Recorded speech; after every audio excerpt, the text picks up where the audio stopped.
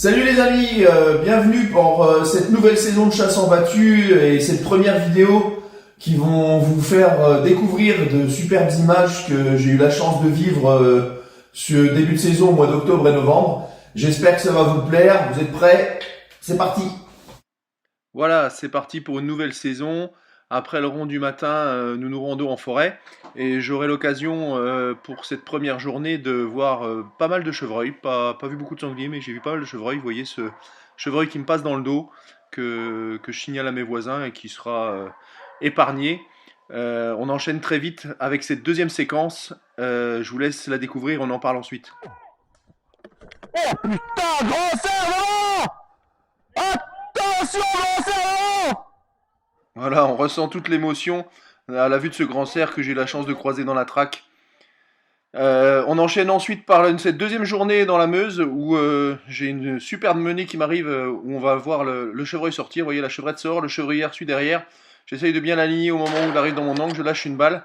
Voilà, notre prise de vue filmée de l'arrière. Ce chevreuil sera retrouvé un petit peu plus loin.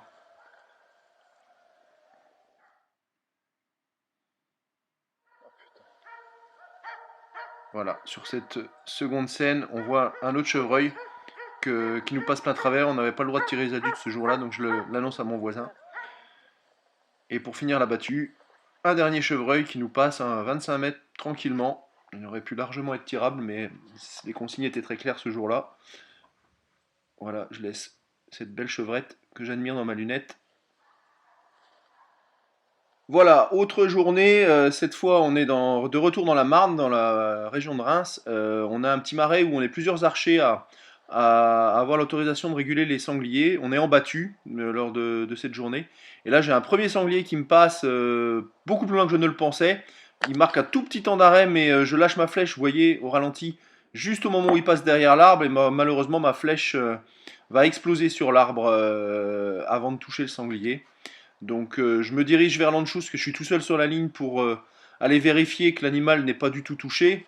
Et je vous laisse découvrir la suite de la scène qui est juste magnifique. Je vais ramasser ma flèche et j'entends du bruit dans mon dos. Et après vous allez voir, je réencoche une flèche assez vite et vous allez voir, tout se passe très, très rapidement et un second sanglier arrive dans la coulée. Je vous laisse regarder la scène et on en reparle ensuite.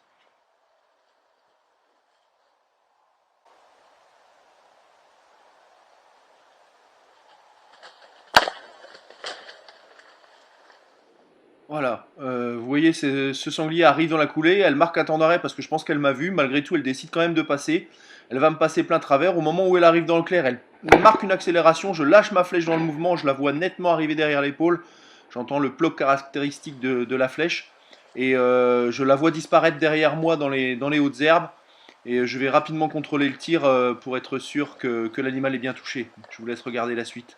Allez où flécher, cette fois je suis bien dedans. Putain, j'ai du sang au large. Oh,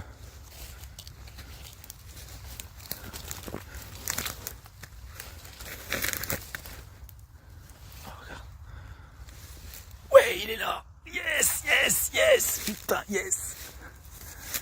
Yes. Ah putain, je suis trop content. Voilà, là, on peut voir que je suis vraiment très très content d'avoir pu retrouver cet animal assez rapidement. Il aura fait 50 mètres, la flèche est vraiment plein défaut de l'épaule, cœur-poumon. Il aura vraiment pas été loin et les indices seront suffisants pour le retrouver assez rapidement.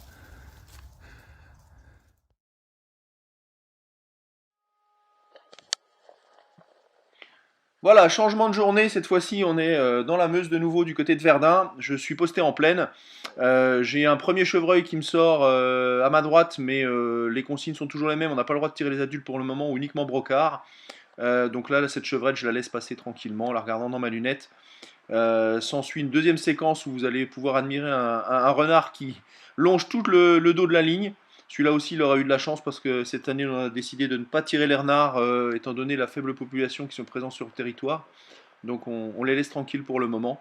Et puis en toute fin de battue, ma compagne m'annonce un bruit sur la gauche et rapidement on va voir un faon arrivé en plaine. J'hésite pendant un moment pour être sûr que ce soit bien un faon ou une bichette. Puis pour finir, j'identifie parfaitement un faon, donc je décide de prendre le tir et j'attends qu'il arrive vraiment bien dans mon angle par rapport au fait que le tir soit fichant avant de tirer. Je vous laisse admirer la scène.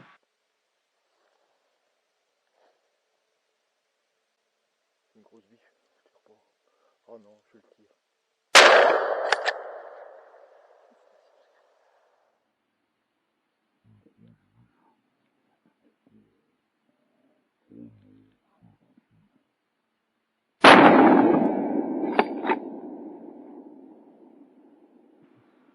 Voilà, comme vous avez pu le voir, l'animal est séché. Malheureusement, bon, la balle est un petit peu arrière, donc je préviens mes voisins pour me déplacer et pouvoir rapidement achever cet animal et éviter qu'il souffre trop longtemps.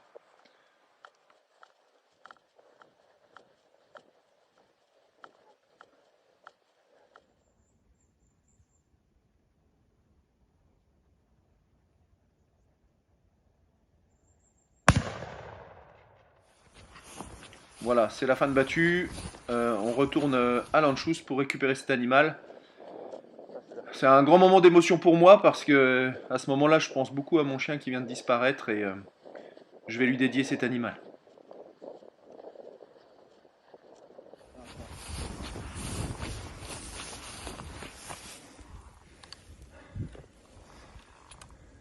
Oh ma grosse. Voilà, on change de coin, cette fois-ci on se retrouve à Somme-Dieu. J'ai des animaux qui se défilent devant moi. Là, on voit 3 chevreuils sauter. Ensuite, vous allez voir des animaux qui se défilent devant moi que je vois monter dans la traque un peu trop loin pour tirer. Je les annonce à mon voisin. Mon survoisin arrive à distance à prélever un animal dans la compagnie qui fera faire demi-tour à la compagnie. Et vous allez voir, la compagnie revient droit sur moi. La laie va sauter en grognant et va stopper toute la compagnie derrière elle. Et j'attends qu'elle arrive dans mon angle, dans la traque, au moment où elle fait demi-tour et je prélève cette bête rousse. Je vous laisse regarder la scène.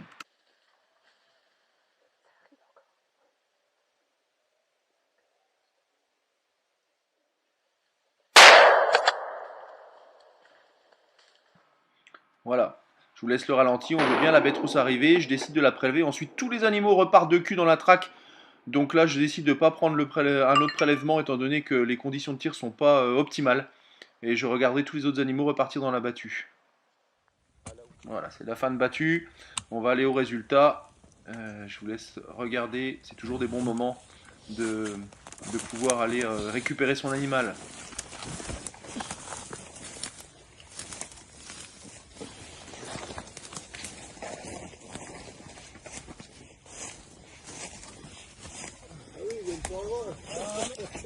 Elle est belle la grosse, hein, ça va. Ah, la grosse, elle est belle. Et comment elle grogne quand elle saute. T'as vu? Et en fait, c'est ça qui a bloqué tous les autres. Elle me voit, donc elle grogne. Et en fait, le fait qu'elle ait grogné, bah, tous les autres derrière, pomme, ils ont bloqué. Donc j'attendais. Et puis au lieu de sauter, bah, ils sont venus repasser là. Je prends cette bête rousse là, pan. Et après, tous les autres, ils éclatent et ils repartent vers le fond. Je peux pas doubler parce qu'après, ils sont tous en paquet de cul. Il y a un beau gros dedans au milieu. Ouais, il y a un beau gros au milieu. Ouais, Mais il y a plusieurs des gros. ouais, non, mais il n'y a pas beaucoup de comme ça. Hein. Non. Il y en a que 3 ou 4 comme Ouais, ça, pas c'est plus. ça. Hein. Moi, j'ai pas tapé dans le tas, j'ai pris l'isolé et puis. Moi je les vois bien, mais ils passent vachement loin. Ouais. Voilà, un bon moment avec encore un bel hommage pour ma grosse. Je vous laisse ensuite admirer ces images qui sont juste magnifiques. Des images qui ont été prises au poste et dans la traque d'animaux qui ont été observés lors de notre dernière journée sur Verdun. C'est juste grandiose. Je vous laisse regarder.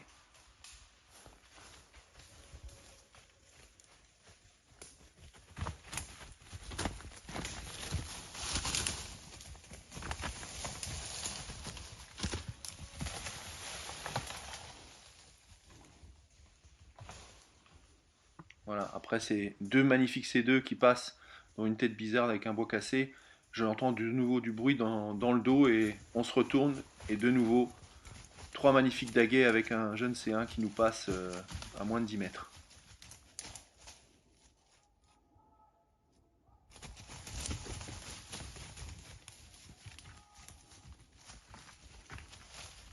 Voilà, cette vidéo est maintenant terminée. J'espère qu'elle vous aura plu. Certains d'entre vous dans les commentaires m'ont demandé quel matériel j'utilisais pour chasser en battue. Donc je vais vous présenter un petit peu mon joujou préféré. C'est une Blaser R93 en 300 Winchester Magnum avec un canon flûté que j'ai monté d'une optique vecteur optique en 1.6-24 réticule lumineux, qui est vraiment pour moi le top en rapport qualité-prix des optiques sur le marché en ce moment. J'ai eu l'occasion donc de tester cette optique depuis le début de saison, que ce soit au sanglier courant ou en battu, et comme vous avez pu le voir dans la vidéo, et notamment sur le fend, grâce au grossissement 6, ça m'a permis de faire un petit peu un tir de longueur sur cet animal, donc chose que j'aurais peut-être pas pu faire aussi facilement avec un point rouge. Donc je suis très content d'avoir pu tester cette optique cette saison, et j'espère qu'elle me permettra de vous montrer encore de belles séquences vidéo. Voilà, je vous dis à très bientôt, passez de bonnes fêtes de fin d'année si on ne se revoit pas d'ici là, et à très vite.